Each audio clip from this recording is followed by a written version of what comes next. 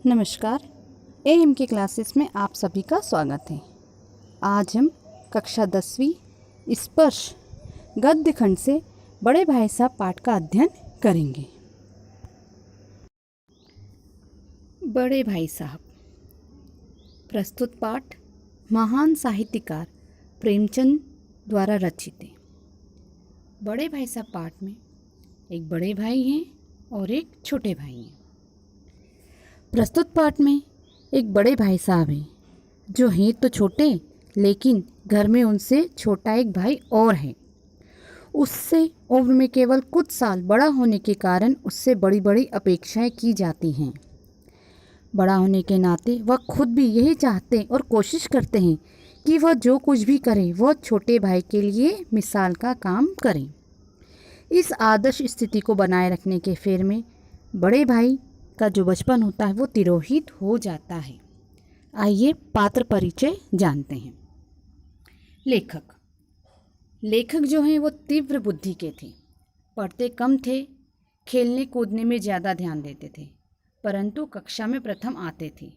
दिन भर खेलने और ना पढ़ने के कारण अपने बड़े भाई से डांट भी खाते थे, परंतु वह खेल का मोह कभी त्याग नहीं पाते थे, जिस कारण स्थिति में कोई परिवर्तन नहीं आता। बड़े भाई स्वभाव से ही बड़े अध्ययनशील थे। दिन रात किताबें खोलकर बैठे रहते थे। ना पढ़ने वाले छोटे भाई को डांटा करते थे और ना पढ़ने से होने वाली हानियों के बारे में बताते थे। अत्यधिक पढ़ने के बावजूद कक्षा में बड़े भाई फेल हो जाते थे।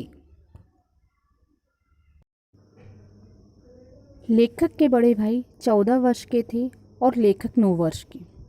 लेखक के बड़े भाई साहब अध्ययनशील थे। सारा दिन किताबें खोले बैठा रहते थे। वे पढ़ाई में चाहे कैसे भी हो, लेकिन बड़ा होने के नाते लेखक को डांट डपटना और उस पर निगरानी करना अपना परम धर्म समझते थे। लेखक का मन पढ़ाई में बहुत ही कम लगता था, इसीलिए वो मौका पाते ही हॉस्टल से निकलकर मैदान में आकर खूब खेलने लगते थे। भाई साहब उपदेश देने की कला में कुशल थे। जब भी वो खेल कर आता तो वे उसे स्नेह और रोष भरा उपदेश दिया करते थे। अंग्रेजी पढ़ना हंसी खेल नहीं है। मैं रात दिन आंखें फोड़ता हूँ, तब जाकर ये विद्या आती है। बड़े बड़े विद्वान भी शुद्ध अंग्रेजी नहीं सीख पाते।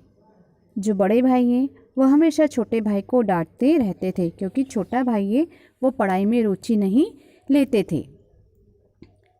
अब जो छोटे भाई थे जब बड़े भाई की डांट खाते थे, उसके बाद वो सोचते थे कि नहीं मुझे पढ़ना चाहिए। फिर लेखक जो कि छोटे भाई हैं अपना टाइम टेबल बनाते हैं। लेखक बड़े भाई साहब की लड़ताड़ सुनकर रोते रहते। टाइम टेबल बनाकर बार बार इरादा करते कि आगे से खूब जी लगाकर पढ़ेंगे, किंतु उस पर भी पूरी तरह उनका अमल नहीं हो पाता। वो सुबह से शाम तक का पूरा टाइम टेबल बना लेते कि इस घंटे में ये पढ़ूंगा, आधे घंटे में ये करूंगा, हिंदी इंग्लिश अंग्रेजी सब कुछ उसमें मद लिख देते। लेकिन जैसे ही उन्हें प्रकृति दिखती, प्रकृति का मोहक वातावरण लेखक को अपनी ओर खींच ले जाता। वो भाई साहब की फटकार और घुड़कियाँ खाकर भी खेल कूद का तिरस्कार नहीं कर पाता और टाइम टेबल वैसा का वैसा ही धरा रह जाता और वो खेलने निकल जाते। इसी तरह आगे चलते चलते जब बड़े भाई छोटे भाई को डांटते हैं, जब साल ख़त्म होता है तो बड़ा फेल हो जाते हैं। वार्षिक परीक्षा हुई, भाई साहब फिर से फेल हो गए। अब केवल 2 कक्षा का अंतर रह गया दोनों भाइयों के बीच में। लेखक भाई साहब से कहना तो चाहता था, पर वो चुप रहा। पर एक दिन भाई साहब लेखक पर टूट पड़े। इस साल पास हो गए और दर्जे में अव्वल आ गए हो तो तुम्हें घमंड हो गया है। घमंड तो बड़े बड़ों का नहीं रहा, तुम्हारी क्या हस्ती है। उन्होंने ऐतिहासिक उदाहरणों द्वारा भाई को घमंड न करने की सलाह दी। छोटा भाई चुपचाप बड़े भाई की सलाह को उपदेश को सुनता रहा। यहाँ बड़े भाई ने पाठ्यक्रम की मुश्किलें गिनाना शुरू की। पाठ्यक्रम की मुश्किलें। भाई साहब बोले, मेरे भाई फेल होने पर ना जाओ, मेरी कक्षा में पहुँचोगे ना तो दांतों पसीना आ जाएगा। साथ ही उन्होंने आगे की पढ़ाई से डराया कि आगे की जो कठिन पढ़ाई है ना उससे डरो। इतिहास और ज्योमेट्री की कठिनाइयों का उल्लेख भी उन्होंने किया। परीक्षा में पास होने के लिए बहुत कुछ करना पड़ता है। भाई साहब ने अगले दर्जे की पढ़ाई का भयंकर चित्र खींचा, जिसे सुनकर लेखक भयभीत हो उठा, परंतु उसकी रुचि फिर भी पुस्तकों की ओर न बनी। वह चोरी छुपे खेलने जाता ही था, पतंग उड़ाता था, गिल्ली डंडे खेलता था। बड़े भाई समझाते थे, लेकिन फिर भी वह पढ़ाई पर ध्यान न देकर खेल में ही ज़्यादा ध्यान देते थे। अब बड़े भाई साहब का फिर से फेल हो जाना। फिर से सालाना परीक्षा हुई। संयुक्त से लेखक तो पास हो गया और बड़े भाई साहब फिर से फेल हो गए। कक्षा में प्रथम आने पर लेखक को खुद आश्चर्य हुआ। भाई साहब ने कठोर परिश्रम किया था, परंतु बेचारे फेल हो गए। लेखक को उन पर दया आती थी। अब लेखक और भाई के बीच में केवल एक कक्षा का ही अंतर रह गया था। अब भाई साहब कुछ नरम पड़ गए थे। वे समझने लगे थे कि अब मुझे डांटने का अधिकार नहीं रहा। अब लेखक के मन में यह बात बैठ गई थी कि पढ़े ना पढ़े पास हो ही जाएगा। अब लेखक ने भी ये सोच लिया कि मैं तो, भाई साहब इतना पढ़ते हैं फिर भी फेल हो जाते हैं और मैं इतना कम पढ़ता हूँ फिर भी पास हो जाता हूँ, तो हो सकता हूँ कि मैं इस बार भी आसानी से पास हो जाऊँ। अंत में पतंग लूटते पकड़े जाना, वो बड़े भाई का तर्क देना। एक दिन लेखक संध्या के समय हॉस्टल से दूर कनकौआ लूटने के लिए जा रहा था। कनकौआ अर्थात पतंग। सहसा लेखक की मुठभेड़ भाई साहब से हो गई। उन्होंने काफ़ी डांटा फटकारा।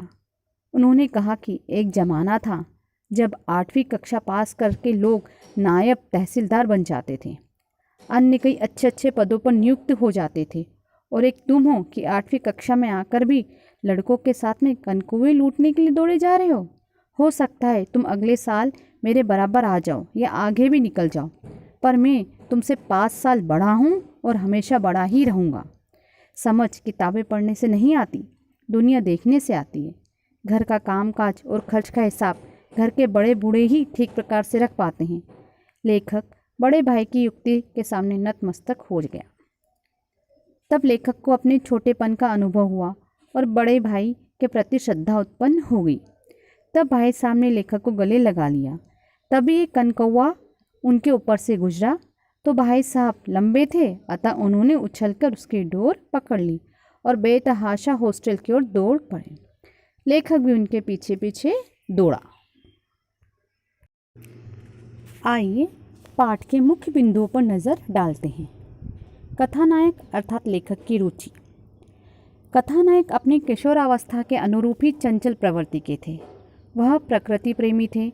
उनका मन पढ़ाई लिखाई में, खेल कूद में अधिक लगता था। उनकी रुचि कंकरे उछालने में, कागज़ की तितलियाँ उड़ाने में, वॉलीबॉल खेलने आदि में थी। बड़े भाई साहब छोटे भाई से उम्र में 5 साल बड़े थे और वे 9वीं कक्षा में पढ़ते थे। बड़े भाई साहब दिमाग को आराम देने के लिए कभी कॉपी पर तो कभी किताबों के हाशिए पर चिड़ियों, कुत्तों, बिल्लियों की तस्वीरें बना लिया करते थे। कभी कभी एक ही नाम या शब्द या वाक्य को 10-20 बार लिख डालते थे। कभी एक शेर को बार बार सुंदर अक्षरों में नकल करते थे। कभी ऐसी शब्द रचना भी करते थे जिसका कोई अर्थ नहीं होता था। यहाँ छोटा भाई टाइम टेबल बना लेता था, लेकिन फिर खेल कूद में लग जाता था। बड़े भाई साहब जो कि बड़े थे, उनको अपने मन की इच्छाएं दबानी पड़ती थी। बड़े भाई साहब लेखक से 5 वर्ष ही बड़े थे, परंतु भारतीय परिवारों की परंपरा के अनुसार बड़ा भाई पिता के समान होता है। परिवार के प्रति कर्तव्य का पालन करना उसका नैतिक उत्तरदायित्व होता है। उसे अपने आप को आदर्श के रूप में रखना पड़ता है ताकि छोटे भाई बहन उससे सबक लें। उसका कर्तव्य है कि वो अपने छोटे भाई को अनुशासन में रखे। दूसरों पर अनुशासन तभी रखा जा सकता है जब व्यक्ति स्वयं अनुशासन में रहे। बड़े भाई घर वालों की अपेक्षा पर खड़ा उतरना चाहते थे।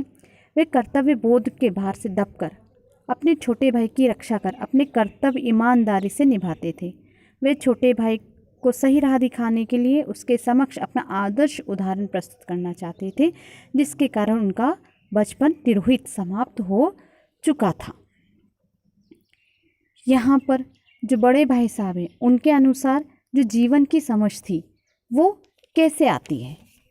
इस पाठ में बताया गया है कि जीवन की जो समझ है वो पुस्तकें पढ़ने से नहीं आती। यह समझ संसार में जीवन जीने से आती है। व्यवहारिक ज्ञान व अनुभव से आती है। पुस्तकीय ज्ञान तभी सफल माना जाता है जब उसका व्यवहारिक जीवन में प्रयोग किया जाता है। अपने आसपास के परिवेश में तालमेल बनाए रखने के लिए मनुष्य को व्यवहारिक ज्ञान की नितांत आवश्यकता पड़ती है। यह भी इस पाठ में बताया गया है। इम्तिहान पास कर लेना कोई चीज़ नहीं, असल चीज़ है बुद्धि का विकास। लेखक इस पंक्ति के माध्यम से आज की शिक्षा पद्धति पर व्यंग करते हुए कहते हैं कि किताबें पढ़कर कोई भी परीक्षा में उत्तीर्ण हो सकता है, परंतु पुस्तक मात्र ज्ञान प्राप्त करने का मार्ग है। परीक्षा पास कर लेने मात्र से बुद्धि का विकास नहीं होता। बुद्धि के विकास के लिए किसी विषय को गहराई से जानना होता है।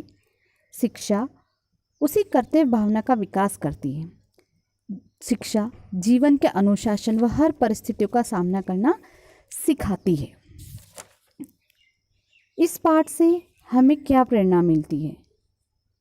बड़े भाई साहब कहानी हमें यह प्रेरणा देती है कि हमें अपनी स्थिति शक्ति को समझना चाहिए, उसी के अनुसार व्यवहार करना चाहिए।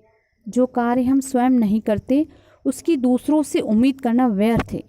यदि हम खुद योग्य नहीं हैं, सफल नहीं हैं, तो हम किसी को उपदेश देने का अधिकार खो बैठते हैं।